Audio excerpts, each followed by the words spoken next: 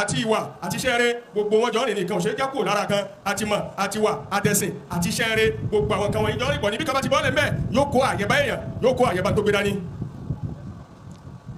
ìmọ̀tẹ́kọ́ yẹn ẹ kọ́ ìwà ẹ kọ́ ẹ̀sìn tí kan ò ṣe jù lẹ̀ fún kan.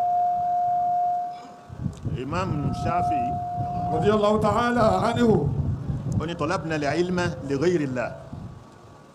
talabna al-ilma li ghayri Allah. níjọ́ táwọn ń wá mímọ̀ àwọn ń wá kì í ṣe torí Ọlọ́run làwọn ṣe ń wá. walamma adrakna al-ilma. àmọ́ ń gbà tá a wá padà rí mímọ̀. abal ilmu illa an yakuna lillah. ìmọ̀ ń kọ̀ wípé rárá àyàfi kẹ́ fi tọ́lọ́run sí. A single message for a global community, connecting the Yoruba heart to the soul of Islam. Kò sí tí a lè fi dí. Kò sí tí a lè fi dí. Tó ju ọpẹ́ lọ. Tó ju ọpẹ́ lọ. Alhamdulillah. Alhamdulillah. Alhamdulillah. Níjọ́ a bá bímọ. Níjọ́ tí a bá bímọ. Tá a bá ṣe súná. Tí a bá ṣe súná ọmọ tá a bí. Ọpẹ́ la dà. Ọpẹ́ ni a dà tá a bá ka kútùbà tá a fi gbó ọmọ jáde ọpẹ́ ni ọkọ̀ jáde ń bẹ̀. Níjọ́ òkú bá kú. Níjọ́ tí èèyàn bá tún kúrò láyé. Tá a bá fẹ́ kírun sí lára. Tá a bá fẹ́ kírun gbẹ̀yìn sí òkú lára. Ọpẹ́ la kọ́kọ́ fi bẹ̀rẹ̀. Ọpẹ́ ni a kọ́kọ́ fi bẹ̀rẹ̀ bàbá ti ka Fátíà ọpẹ́ náà la kọ́kọ́ nanu ọpẹ́ tá a kọ́kọ́ dàgbà tó wáyé ọpẹ́ náà la tún kọ́kọ́ dájọ́ tí ọba kúrò láyé. Ó mú kí ọpẹ́ tá a fẹ́ dá. Èyí ló mú kí ọpẹ́ tí a fẹ́ dá ọpẹ́ tí a ń dá. Òun ló mú rinlẹ̀ yí pé ọpẹ́ yẹn yóò máa jẹ́ ìbẹ̀rẹ̀ yóò máa jópin. Èyí ò ní fi rinlẹ̀ pé ọpẹ́ tí a máa dá ọpẹ́ wo máa jẹ́ ọpẹ́ tá a máa dá níbẹ̀rẹ̀ ọpẹ́ náà láti máa dá lópin ọpẹ́ la máa fi bẹ̀rẹ̀ ọpẹ́ la máa fi parí ẹ̀. Gbogbo ìṣesí wa. Gbogbo ìṣesí wa. Kò sí kan bẹ́ẹ̀ tí ó yọ ọpẹ́ lẹ̀. Kò sí kan bẹ́ẹ̀ tí ọpẹ́ bọ́ lẹ̀ ń bẹ̀ àbí ìṣesí wa tí ó wà yọ ọpẹ́ kalẹ̀ láàrin pé eléyìí ò ní ìdíkà dúpẹ́ mẹ́ kò sí ti ń jẹ́ bẹ́ẹ̀ nínú ìṣesí wa. Tí èèyàn bá bímọ. Tí ènìyàn bá bímọ. Ìtumọ̀ ẹ̀ ní pé kò kú nìyẹn. Ìtumọ̀ rẹ̀ níbi ẹni tó bímọ yìí kò ní kúnnù ni kò ní parẹ́nu ni kò ní tẹ́nu ni. Ẹni tí ò bí. Èèyàn tí ò bí. Gbogbo ẹni tó ń rawọ́ rasẹ̀ sọ́dọ̀ Ọlọ́run k'Ọlọ́run yọ̀ǹda fún wa. Gbogbo ẹni tí ń rawọ́ rasẹ̀ sọ́dọ̀ Ọlọ́run ọlọ́mọṣẹ́ yọ̀ǹda wọn àlùbáríkà fún wa. Àmín. Ẹni tí ò bí yẹn. Ẹni tí ò bí ni.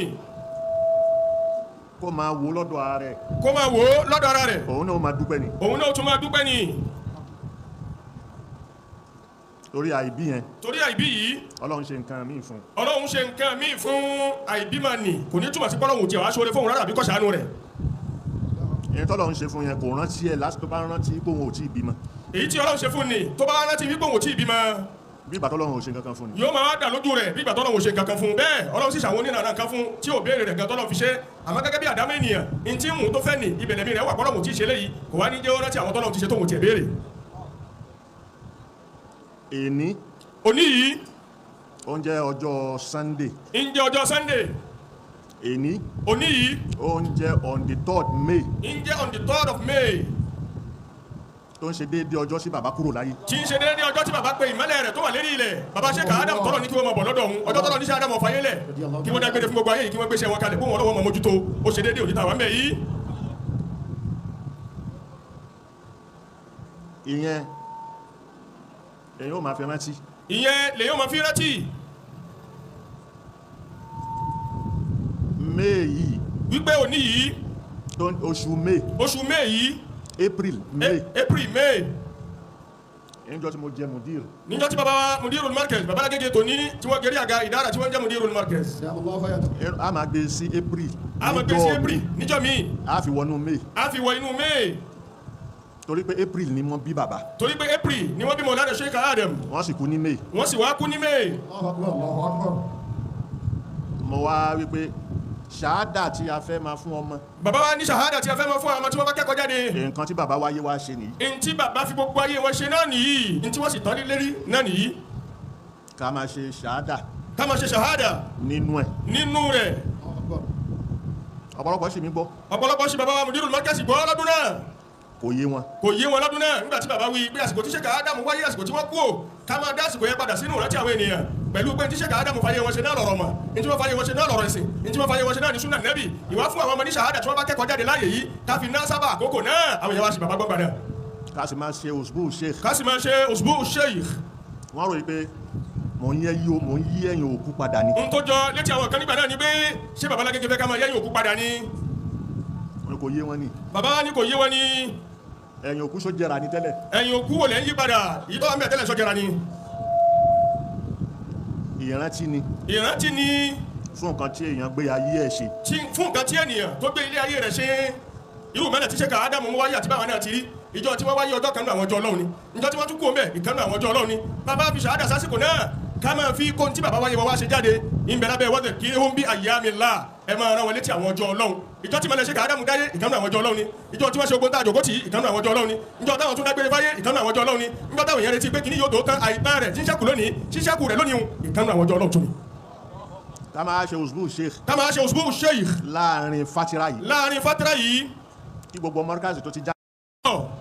ìwà lẹ wá ààyè yìí wá kọ́. ìwà lẹ́sìn wá ààyè yìí wá kọ́. àwọn kan mẹ́tẹ̀ẹ̀ta yìí wọ́n gbéra wọn pọn ni ìkan ò ṣe é jùlẹ̀ kéèyàn mú mi ó wípé èmi fẹ́ lọ bẹ̀ ọ̀tọ̀ ní nǹkan tí mo lọ kọ́ o ìmọ̀ bẹ̀ ni mo fẹ́ gbà kò ìwà bẹ̀ mi ò gbà. àwọn oníṣàádà ìfarabalẹ̀ àwọn tí wọ́n rojọ́ láàrin yẹn tọ́wọ́ bá fi tẹ̀ ẹ́. tó ní ìmọ̀ bẹ̀ lòun fẹ́ kọ́ òun ò fẹ́ kọ́ wà bẹ̀.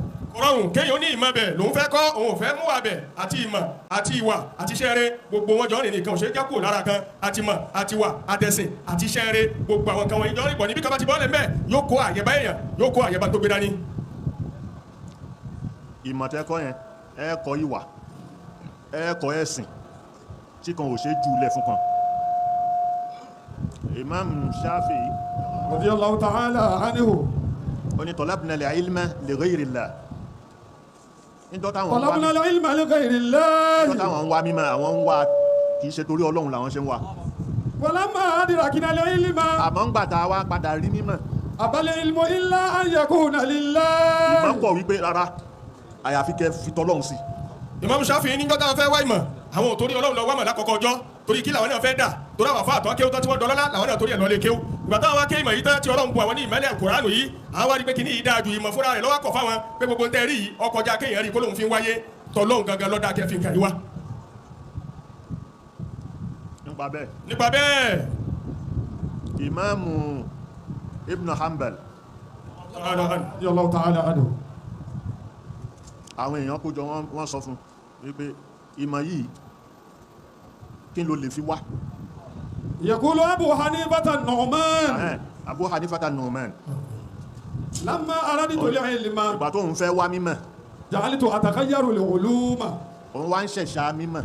wa as'alu an awaqibiha. òun wá ń bi àwọn èèyàn léèrè. an awaqibiha. kí ni gbẹ̀yìn kan tó ń wá yìí. faqila. wọ́n wá sọ fún wípé. ta'allamil Qur'ana. kọ́ al-Qur'ani. fakultu. wọ́n wá wípé. iza hafiztuhu. tó ń ṣe tó ń bá al-Qur'ani yẹn. fama yakunu akhiruhu. kí ni gbẹ̀yìn ẹ̀ ipò wọn al-Qur'ani. qalu. wọ́n wá sọ fún wípé. tajlisu fil masjidi. wàá jókòó mọ́ṣáláṣí ni. fayakrahu alayka sibyanu wal ahdathu. àwọn ọmọ kéékèèké wọ́n kàn máa ka al-Qur'ani létí ẹ̀ wọ́n máa kọ́ wọn. gbogbo àwọn èèyàn lọ. da òun lówó tó máa rí jù. fakultu hadha la aqibata lahu. wọ́n wá nígbà eléyìí kò sí gbẹ̀yìn rí mbẹ̀. thumma qila ash-shi'ru. náà bá ní orin ni kò lọ mọ̀. fakultu la hajata li fihi. lọ bá pẹ́ òun ò ní bùkátà sórin tòun. thumma qila ilmul kalam. náà bá ní lọ́mọ ilmul kalam. faqalu la yaslamu sahibuhu min an yurma bi zandaqati. kò sí bó ṣe fẹ́ mọ́ tó àwọn èèyàn máa pè é ní pé zindiku ni ẹ o. aw yusammu. àbí kí wọ́n fi nǹkan míì kan fi ròyìn ẹ. fakultu qatala Allahu man wada'a hadhihi al-khurafa. wọ́n bá ní ọlọ́run kó lálàṣẹ ẹni tó bọ́ tó fi thumma qila li. náà bá ní fa in ta'allamta al-fiqha. èyí tó dáa fún ẹni pé o bá kọ́ fíkì. qalu. làwọn èèyàn ló ń bá sọ wípé. tus'alu wa tufti an-nasa. àwọn èèyàn máa bí ẹ léèrè ó sì máa dá wọn lóhùn wọ́n bí ẹ ń fàtiwá ó dá wọn lóhùn. wa tutlabu lil-qada'i. wọ́n wàá fi ẹ jẹ àgbà adájọ́. fakultu. wọ́n wá sọ pé. laysa fil ulumi shay'un anfa'u min hadha. bàbá tó gbogbo ọmọ kalẹ̀ kò sí èyí tó pé tó eléyìí. bàbá tó gbogbo ìmọ̀ kalẹ̀ bá a ti ń tó bọ̀ látàárọ̀ yìí kò sí èyí tó pé tó ìta àfi gbẹ̀yìn rẹ̀ yìí. falazimtu al-fiqha wa ta'allamtuhu. lòun bá dún ní mọ́ fíkìwù lòun bá kọ́. lòun bá dún ní mọ́ ìmọ̀ fíkìwù tó jẹ́ àgbọ́yé ẹ̀sìn lòun bá kọ́ tó rọ́ mọ̀ pé kò sí tó lóore tó sì lóore jùlọ. tafaqaha inna al-fiqha afdalu qaidin. إلا البر والتقوى وهذا القاصد. òun ni a ti ṣàlàyé gbogbo ẹ̀ fún yín nísìnyí. a ti ṣàlàyé gbogbo ẹ̀ fún yín nísìnyí. o wá gbọ́dọ̀ má mọ̀ gbogbo ẹ̀. o gbọ́dọ̀ má mọ̀ gbogbo rẹ̀. kò sí èyí tó ṣe jù lẹ̀ nínú gbogbo. kò sí èyí tó ṣe jù lẹ̀ nínú gbogbo ọmọ táwọn wíbọ̀ látòní yìí. nígbà fẹ́ ló mẹ́rin ni pé fíkìú ló lọ́lá ju gbogbo rẹ̀ lọ ni gbogbo àwọn tó kù nù mọ̀ náà dáa. olùdarí. Allahu Akbar. òun ni ẹ bó ti rí nù ni. àmọ́ gbogbo wọn ta wí. gbogbo tí a wí yìí. ìkan wà tí mo fẹ́ sọ fún yín. ẹyọ kan wà tí baba alágéjẹ fẹ́ sọ fún ọmọ ní ṣahada. gbogbo wa ò lè di dókítà.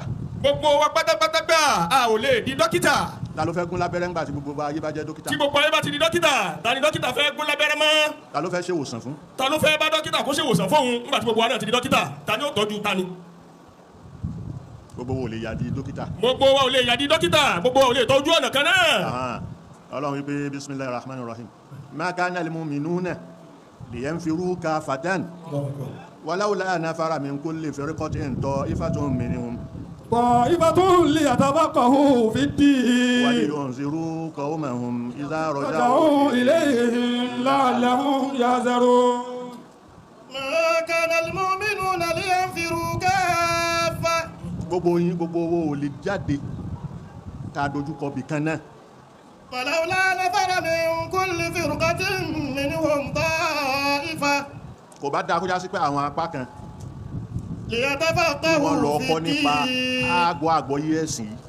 ولينذروا قومهم إذا رجعوا إليهم لعلهم يحذرون. gbogbo wa ti wá kéwú nísìn. gbogbo wa ti wá kéwú nísìn. ẹlòmíì ó yà. ẹlòmíì ó yà. nígbà tó bá jáde tó kéwú tán. nígbà tó jáde tó kéwú tán yìí. ẹlòmíì ó yà sówò. ẹlòmíì ó yà sí ọ̀nà òwò. ẹlòmíì ó yà sọ́nà. ẹlòmíì ó yà sọ́nà iṣẹ́ ọwọ́. ẹlòmíì ó yà sí. ẹlòmíì ó yà sọ́nà iléèwé. ẹlòmíì ó yà sí àgbẹ̀. ẹlòmíì ó yà sọ́nà àgbẹ̀. ẹlòmíì yóò sì yà yóò mọ̀ tó ojú ọ̀nà kéwù yìí lọ yóò tún gòkè díẹ̀ sí bí kálukú ti yà lọ́tọ̀ọ̀tọ̀ nù ni. àwálé ẹni tí a jìjọ pàdé. ẹni tí a jìjọ pàdé. nílé kéwú. nílé kéwú. tóun ti wá ń ṣòwò. tóun ti wá ń ṣòwò. a ní fojú eléyìí kò tún ṣàfà mọ́. a ní fojú wò ó pé eléyìí kì í ṣàfà mọ́ gbogbo ẹni tájọ lè kéwú táwọn ti wá yọ iṣẹ́ ọwọ́ láàyò a ní fojú rẹ̀ náà pé wò sí lójú ọ̀nà mọ́nù ni ibi iṣẹ́ ọwọ́ tó wà ní ilé ìwé tó wà ní ibi òwò tó wà ní ibi àgbẹ̀ tó wà ní náà ni ó ti máa jẹ́ àfáà tí kálukú ọmọ pé ẹ̀dá àfáà náà ló ń ṣe. jẹ́ kí wọ́n rí ẹ̀sìn lára ẹ̀. jẹ́ kí wọ́n rí ẹ̀sìn lára rẹ̀ jẹ́ kí wọ́n rí ìpáyà Ọlọ́run lára rẹ̀ jẹ́ kí wọ́n rí ìdúró déédéé lára rẹ̀. nípa bẹ́ẹ̀ ìsàìdó lè ní dọ́ọ̀lù. ìsàìdó lè ní dọ́ọ̀lù. gbogbo ẹ̀yàn ọmọ ṣàhádà. jọ̀wọ́ ṣe àkíyèsí láti subscribe fi like sílẹ̀ àti tẹ àròsọ bell fún àwọn ìmọ̀ràn tọlọ́fìn. Assalamu alaikum wa rahmatullahi.